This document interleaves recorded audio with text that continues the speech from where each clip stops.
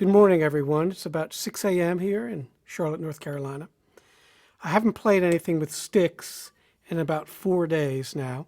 I've been making a lot of drumsticks, so my hands are really tight, kind of like concrete. It's hard doing that. You have to do a lot of sanding and stuff with your hands. So I wanted to take this opportunity to show all you guys how I warm up. I've gotten a lot of emails and questions about this, and this is the perfect time since I'm pretty stiff this morning, and I always warm up before I practice. But today we're going to have to warm up a lot more than usual just because I haven't played in a number of days. Now, I always warm up. I think it's one of the most important things you can do. If you ever watch brass players or wind players, or even string players in an orchestra, they're always backstage warming up before a concert. And then even after the concert's over, they'll cool down, which for some people might see that as excessive. But I don't, because I know a lot of these folks and I've played with them for years and years, and they are very consistent in their playing, and they've never been out for any kind of lip problem, embouchure problem, or physical problems, the ones who warm up. And I'm nearing 56 years old, and I've never had a problem related to drumming. I've had other issues where I've injured myself doing other things, but not from drumming. So I think it's imperative that you all learn how to warm up and do it every day. And when you haven't played in a while, or in the winter when it's cold, you need to warm up for quite a while. Sometimes I spend an hour just warming up. Normally, when I don't have anything else on my schedule, as is the norm these days, I'll practice as much as 8 or 9 hours a day. And when I do that, I make sure at least an hour of that is a warm-up kind of routine that I do to get my hands going. Now, the first thing you want to do if it's cold or your hands are tight is either take a hot shower or run your hands over or under hot water. You can also use a heating pad that's kind of moist, but anything to get those ligaments and those tendons warmed up. The next thing I do is I stretch. So I'll do stretches like this. And I'll hold them for quite a while. So normally about 20 seconds. And then I'll do that, the same thing. And I'll move through this rotation. And then I'll do a stretch like this, very gently. Because again, this is where you can hurt yourself. Very gently. And then sometimes I'll press my hand against the wall like that. And that's a very common stretch. A lot of string players do that. All right. And then, of course, I'll do some arm stretches and some rotations. I don't know if you can see that on the camera, but I'm doing that. All right. And then this kind of thing. So this is all very important to keep yourself limber. So when you play, you're not hurting anything. You're not overloading anything right away. So I start really slowly. And what I do is I use a heavier stick when I warm up. These sticks are pretty heavy. These are black Wenge, and they're 80 grams exactly. The thickness of them is not much thicker than the regular stick I use. And that's important because you don't want to be stretching out your fingers like that for a heavier stick. So I like to use a lot of these exotic hardwoods when I make sticks because I can use the same diameter and not have to change the way, let's call it my finger embouchure is working. Okay, so I want that always to be consistent. So these, I don't use these for general playing unless if I'm playing with the orchestra or playing some really loud Shostakovich or something where I have to go and not want to work so hard. They also sound great on field drum, by the way, but normally I will not use a stick this heavy. My normal weight for a stick in performing is about 62 to 67 grams. Anything over that gets a little bit tiring, although I do have several 70, 72, 73 gram sticks that I like on occasion. So what I'll do today, since I'm pretty stiff, is I'll start slowly with heavy sticks, and then after a little while I'll move to a lighter stick, which is about 72, 74 grams, which are going to be these. These are leopard wood. They're a little lighter. And then finally I'll end up on a stick that I use for general playing, which is a zebra wood stick, which is about 65 grams. And that's what I'll end up playing for a couple hours when I work on my snare drum stuff. So that's how I do it. Now, I always use a metronome. And you need to do that when you warm up. It's very important, first of all, for developing good time. Second of all, to see where you're at. Sometimes I'll play after I haven't been playing for quite a while, and I'll put the metronome on a normal tempo, and it'll be like, God, that's fast. Why can't I play so fast? Well, it's because you're not warmed up. So I'll pretty much start very slowly. So at 90, which is here. Now, one thing I want to just tell you real fast, I don't use my phone's metronome when I'm practicing, just because if you forget to put it on Do Not Disturb or whatever, it can be kind of, annoying. I always use a real metronome. I'm not saying you have to do that, because the phone metronomes are fine, but that's just one thing I do. So I'll be using a real metronome today. This is an old Yamaha metronome.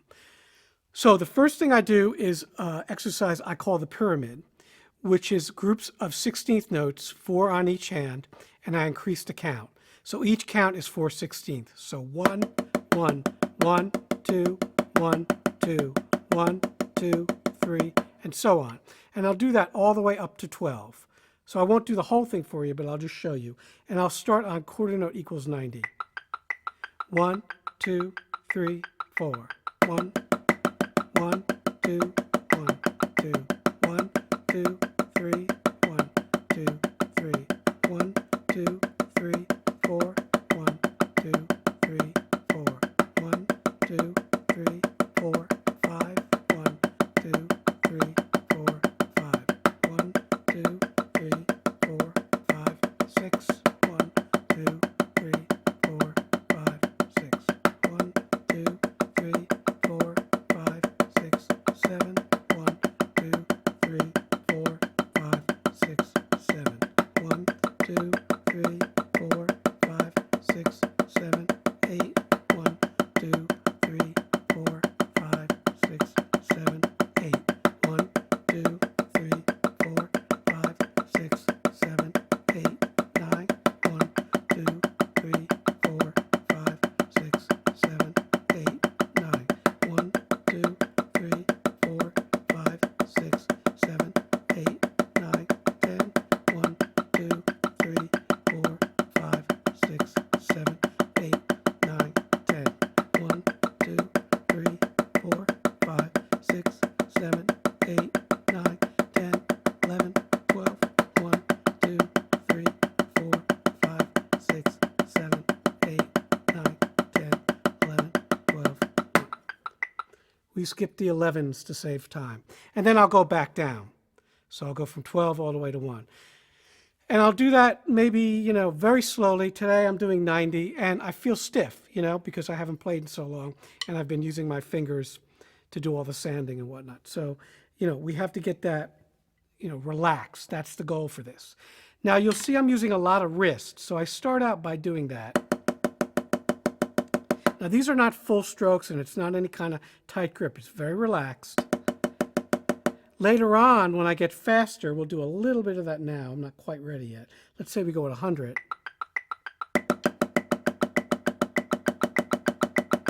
And normally I do about 112.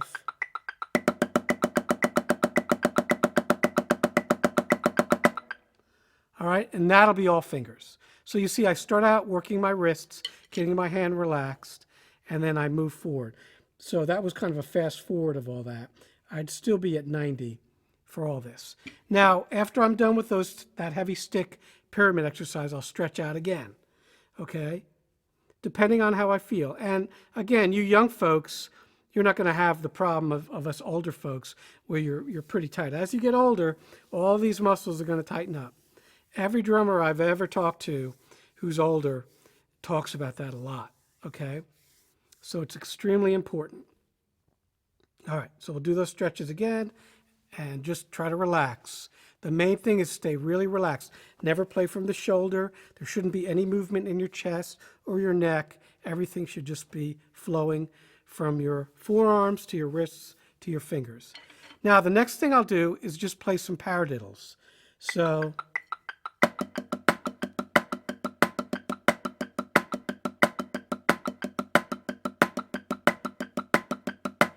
And again, I'll do that slowly at 90. I'm doing it now, which is pretty slow.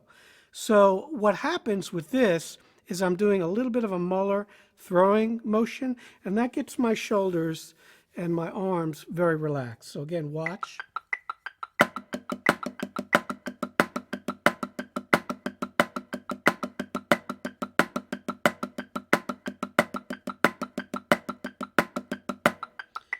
So what's happening there, I'm letting the stick do the work. I'm using the weight of these heavy 80-gram sticks, which is a heavy stick, to do that work. I'm not doing any work in here. I'm just dropping the stick and I'm following through with the double. Then I'll get it a little faster, maybe 100.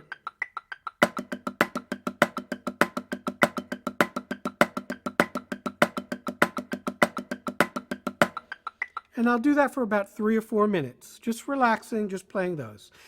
Now I'm starting to get pretty loose, okay? So what I do is another paradiddle exercise where I'd put the metronome on like 120 and I'd play the accents on different beats. So I'd play 4 times with the accent on the first beat, then 4 times with the accent on the second beat, then the third beat, and then the fourth beat. It sounds like this. 1, 2, 3, 4.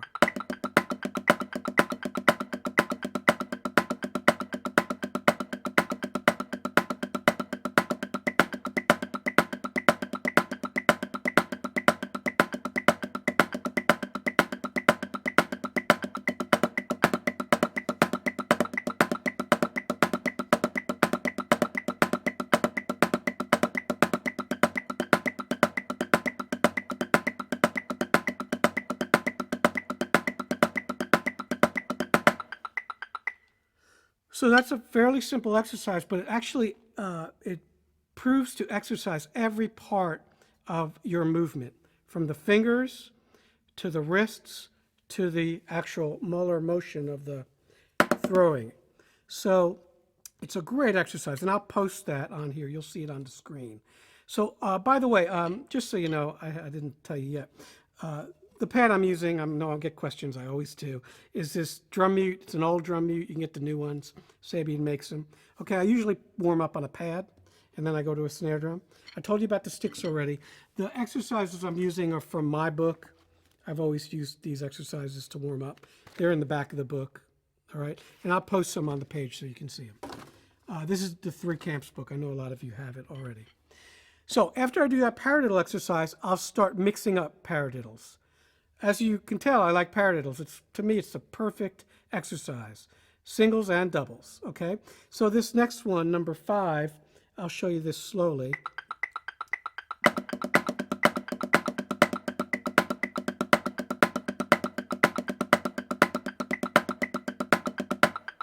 All right, and we'll post that on the screen.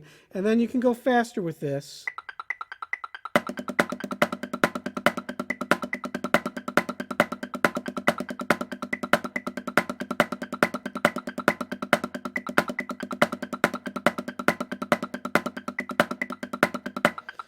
And we can go much, much faster.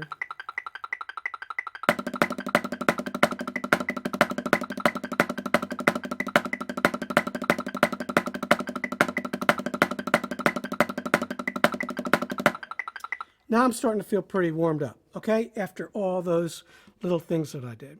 So now what I'm going to do is switch to a little bit lighter stick, which is about, like I said, 73, 74 grams, these sticks here.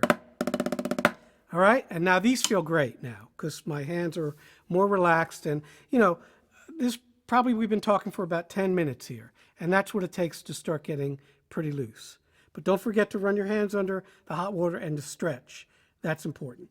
All right, now what we're going to do is go back and do that pyramid a little bit faster. We won't do the whole thing, but I'll probably do it now. We were at 90. I would do it at 100 again. 1, 2, ready, go.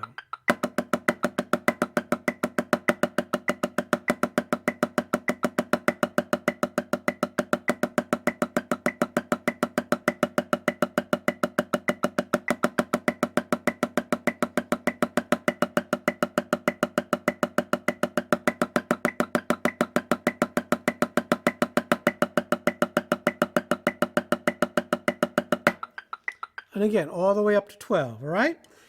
So I would consider myself, somewhat warmed up at this point. And now I can start doing some exercises, some maybe solos. Normally I'll do a 3 camps thing. So from this book, I'll pick one of them. The whole book is full of them. Let's take a good one is actually to warm up with, believe it or not, are Radamecues. I know some of you might say, wow, that's weird, but I like warming up with Radamecues because it forces you to do a lot of notes squeezed into a little area. So, and the accents really give you some torque on that left and right hand. So I'll do this about here.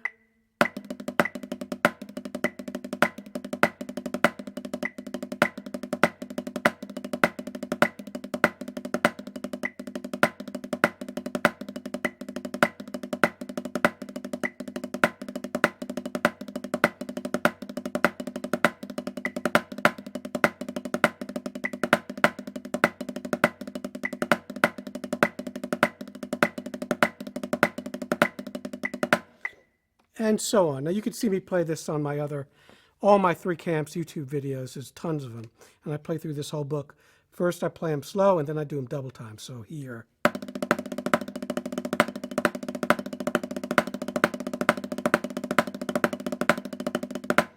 All right, but don't warm up that fast. Again, you see how slow I'm going. That's the key, slow. All right, so I'll do some Radamecues and then also I'll do the double stroke exercises, which are great for warming up. So there's one in triplets that I really like. So it's this. We'll get it up about 140. So.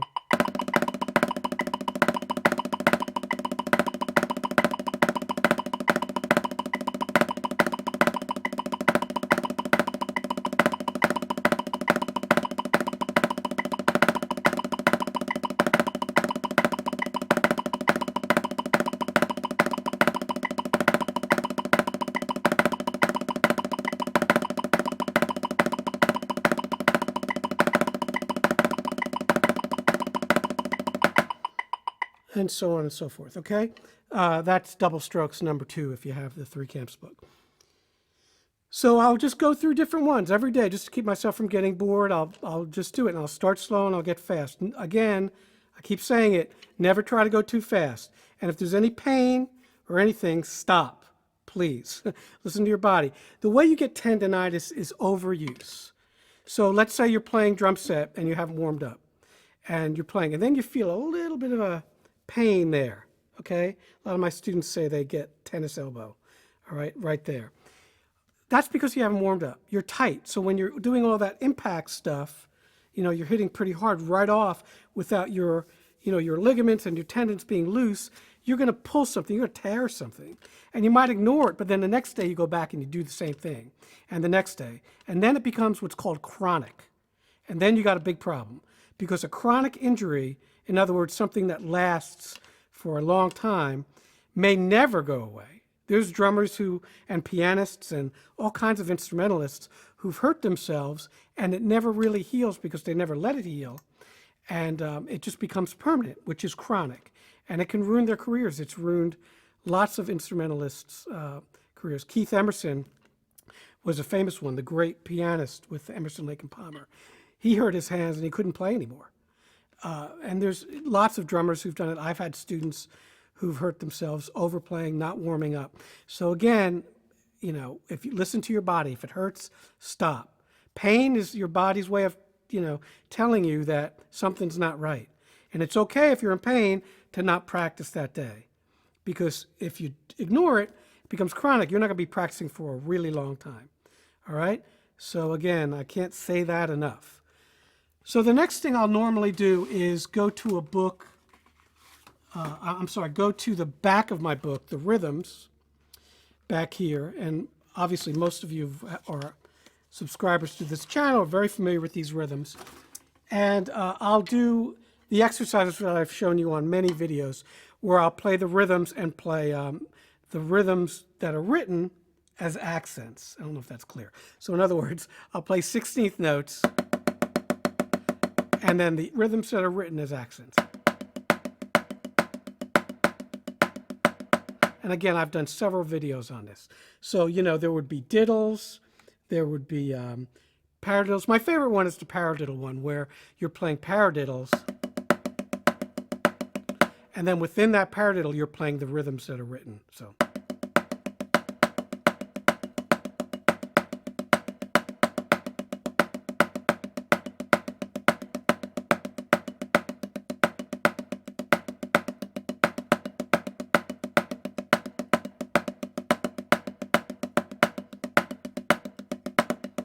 And so on. That's just tremendous warm-up because, again, you're loose and relaxed, but you're playing those accents with your fingers and your wrists. Now, the last thing I'll do normally when I warm up is I'll do a little push-pull like this. Not fast, though. I can do it much faster. I know you guys know that because you see me do it. But I never, ever warm up. This thing can hurt you. You can strain yourself in there. I have had students who've done that because they just want to go fast so bad that they'll do that. So that's the fastest I'll go. And do a little with the left hand. Now that's just fingers. Okay, and you can also do,